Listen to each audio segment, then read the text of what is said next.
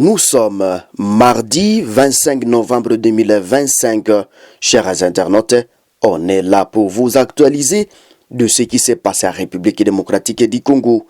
Intense combat et engagement ferme de Félix Tshisekedi pour la paix. Les conflits dans l'est de la République démocratique du Congo, particulièrement dans les provinces du Nord Kivu et de l'Ituri, continuent de déchirer la région avec une recrudescence des affrontements impliquant les mouvements rebelles AFC M23 et une multitude d'autres groupes armés. Au milieu de cette escalade, les forces armées de la RDC FARDC, appuyées par les miliciens locaux Wazalendo, maintiennent des résistances acharnées comme à témoignent les récents développements sur les terrains. Les événements marquants de la semaine dernière et la contre-offensive réussie qui conduit à la reprise de l'agglomération de Buhimba, située dans le groupement Waloya Yungu, territoire de Walikale au nord Kivu, initialement conquise par le rebelle de l'AFC M23 le dimanche. Cette entité revêt une importance stratégique du fait de sa position à la limite du territoire de Monsisi et de Walikale. La riposte conjointe FARDC de Wazalendo le lundi 24 novembre a forcé les rebelles de se replier vers Kassopo. Les détonations attendues par les populations civiles contraintes de se réfugier à Brousse témoignent de la violence des combats. La réoccupation de Buhimba par les forces gouvernementales est aussi que cette tactique qui illustre la détermination à ne céder aucun territoire aux forces subversives. Autre événement est la dynamique militaire du conflit.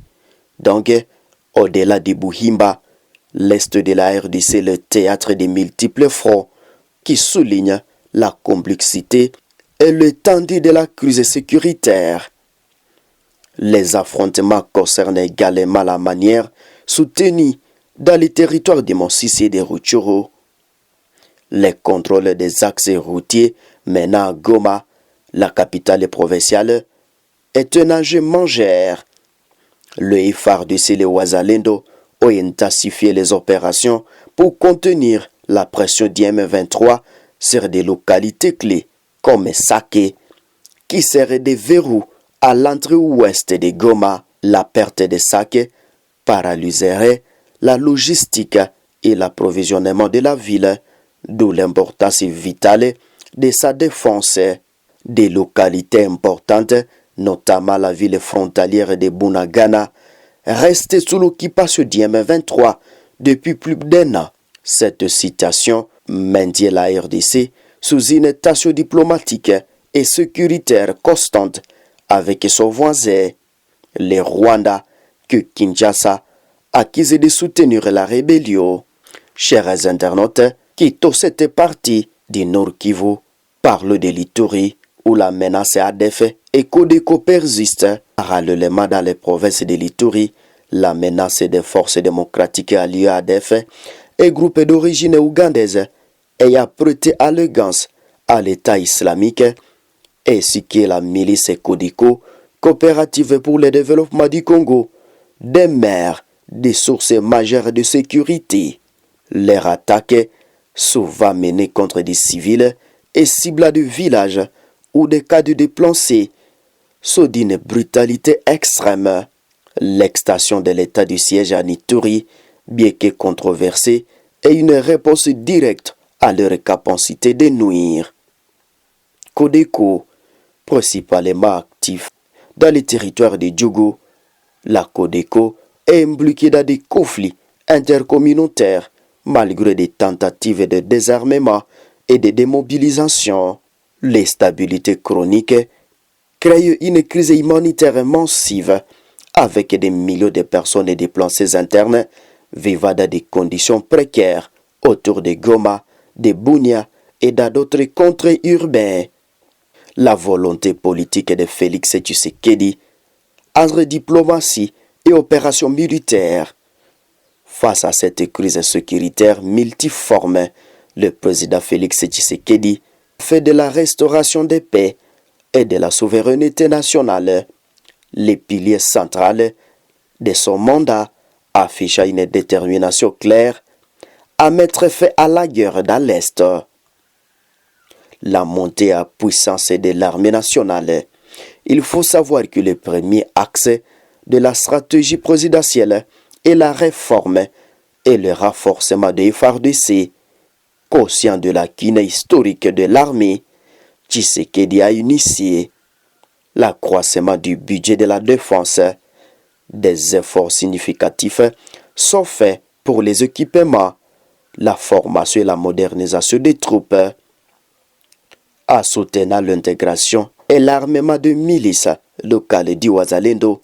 Les présidents cherchent à mobiliser une force de résistance populaire contre l'agression étrangère. Accusation portée contre les M23 et le Rwanda. Il s'agit d'une démarche controversée mais qui vise à décupler la capacité de défense du territoire. La RDC a procédé à l'acquisition des drones de reconnaissance et des combats ainsi que d'autres matériels militaires sophistiqués afin de disposer d'un avantage technologique sur les groupes rebelles. Le pari de la coopération régionale. Il faut savoir que simultanément à l'effort militaire, le président Tshisekedi a beaucoup misé sur la diplomatie régionale pour isoler et contenir les rebelles. C'est le volet politique visant à dialoguer avec les groupes armés locaux qui ne sont pas en rupture totale avec Kinshasa, donc groupes armés locaux. Processus de Luanda, chers internautes, il faut savoir que les volets sécuritaires et diplomatiques menés sous l'égide de l'Angola visent principalement la démobilisation et le désengagement du M23. Ce processus a donné lieu à plusieurs les faits et à des feuilles et des routes pour un retrait des rebelles, des engagements qui ont été maintes fois violés, notamment par le M23.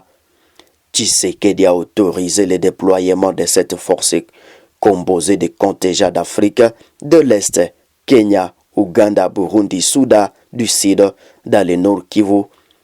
Le mandat initial était de faciliter le retrait du M23.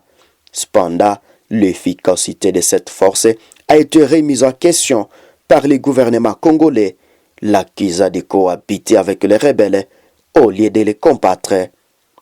Cette frustration a conduit Kinshasa à exiger le retrait de l'EACRF à terme.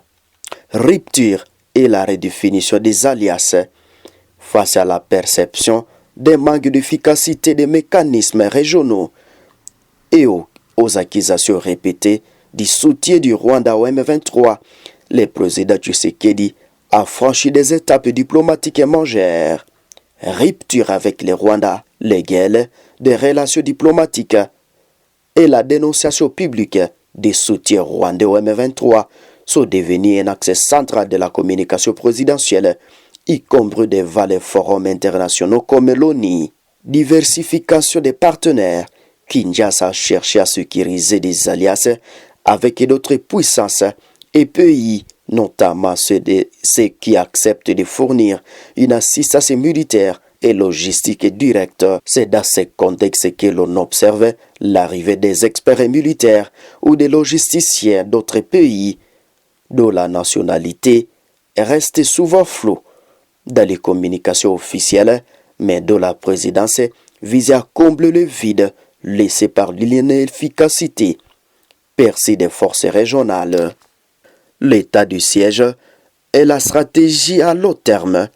L'instauration de l'état du siège dans le Nord Kivu et à Ituri en 2021, bien que sujet à débat, ces deux résultats témoignent de la volonté du chef de l'État de déployer des moyens exceptionnels pour restaurer l'autorité de l'État. En définitive, la stratégie de Félix Tshisekedi peut être résumée par une approche à double tranche. Les faire poursuivre la montée à puissance militaire des FARDC et les opérations offensives, y compris avec l'appui de Wazalendo pour reconquérir les territoires occupés. Les manteaux diplomatiques, isoler les M23 et se soutient prosime sur la scène internationale, tout en maintenant la porte ouverte à la démobilisation des groupes armés locaux.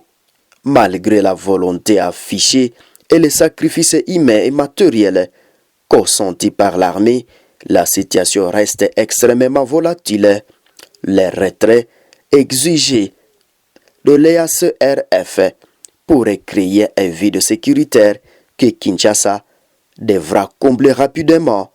Les déploiements d'une force sud-africaine, SAMI-RDC, sous l'égide de la SADC, Communauté de développement de l'Afrique australe, est envisagé pour prendre les relais, marquant une nouvelle phase de la stratégie et des partenariats militaires de la RDC.